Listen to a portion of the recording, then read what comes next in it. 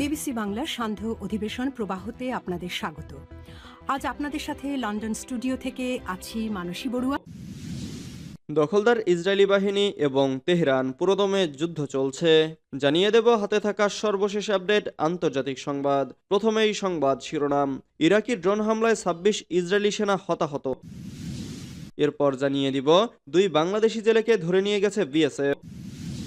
এদিকে ইসরায়েলি আগ্রাসনে লেবাননের পাশে থাকার ঘোষণা মিশর ও সৌদি। এরপর জানিয়ে দিব ইরানের পারমাণবিক স্থাপনায় হামলা চালাবে ইসরায়েল। আরও জানিয়ে দিব ইসরায়েলের সবগুলো গ্যাস ক্ষেত্র একযোগে ধ্বংস করা হবে বলেছে আইআরজিসি। সর্বশেষ জানিয়ে দিব ইরানের পরমাণু স্থাপনায় হামলা করতে বললেন ট্রাম্প। এতক্ষণ শুনছিলেন সংবাদ শিরোনাম, এবারে বিস্তারিত। তবে অনুরোধ থাকবে ভিডিওটিতে একটি লাইক করবেন এবং কমেন্ট করে জানিয়ে দিবেন কোন জেলা থেকে আপনি আমাদের এই ভিডিওটি দেখছেন। ইরাকি ড্রোন হামলায় ২৬ ইসরায়েলি সেনা হতাহত। ইরাক থেকে পরিচালিত ড্রোন হামলায় ইসরায়েলের উত্তরাঞ্চলে অন্তত ২৬ সেনা হতাহত হয়েছে। এর মধ্যে ২ জন সেনা নিহত হয়েছে। আহত হয়েছে আরও অন্তত ২৪ জন। আহতদের মধ্যে ২ জনের অবস্থা গুরুতর, একজন মাঝারি ধরনের আঘাতপ্রাপ্ত হয়েছে। এছাড়া বাকি সেনারা সামান্য আহত হয়েছে বলে ইসরায়েলি সংবাদ মাধ্যমের প্রতিবেদনে দাবি করা হয়েছে।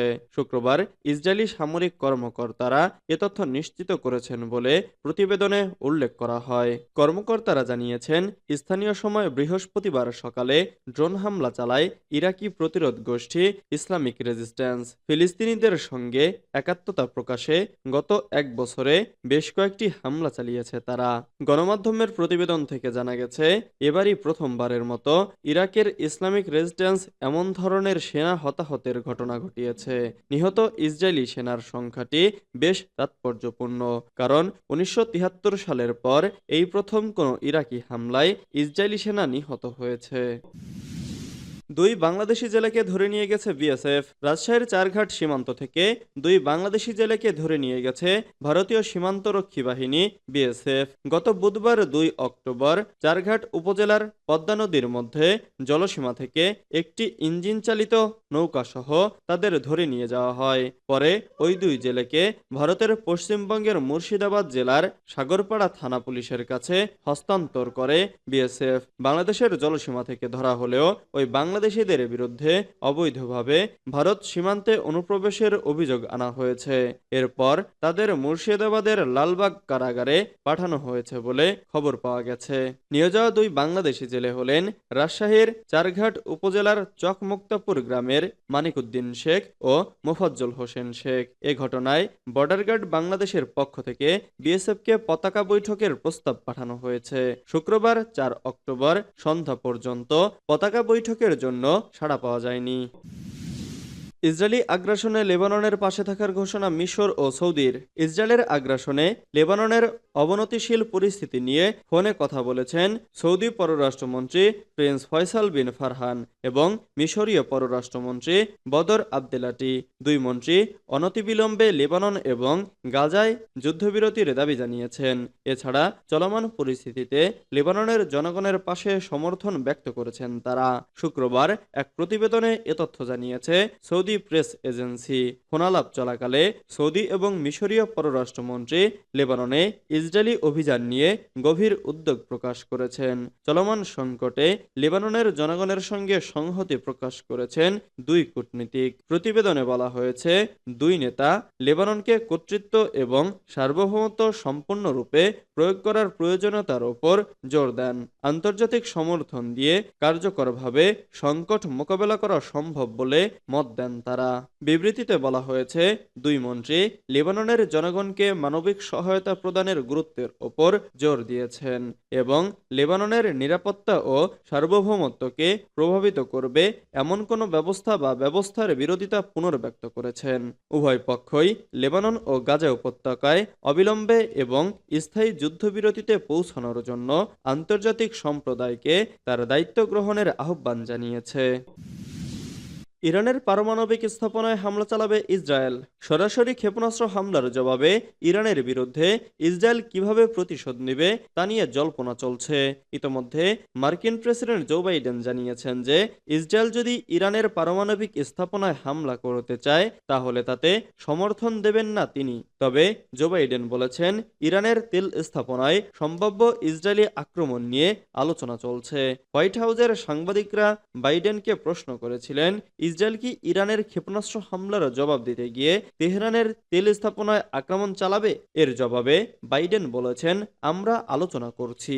এদিকে শুক্রবার 4 অক্টোবর মার্কিন স্টেট ডিপার্টমেন্টের শীর্ষ একজন কর্মকর্তা সিএনএনকে বলেছেন ইসরায়েল যে ইরানের পারমাণবিক স্থাপনায় হামলা চালাবে না এমন নিশ্চয়তা তারা বাইডেন প্রশাসনকে দেয়নি। ওই কর্মকর্তা বলেছেন এটা সত্যি বলা কঠিন যদি ইসরায়েল 7 অক্টোবর হামাসের হামলার 1 বছর পূর্তিতে প্রতিশোধ নেয়। এই কর্মকর্তাকে সিএনএন প্রশ্ন করেছে ইসরায়েল কি যুক্তরাষ্ট্রকে নিশ্চিত করেছে যে তারা ইরানের পারমাণবিক স্থাপনায় হামলার বিষয় আলোচনার বাইরে রেখেছে।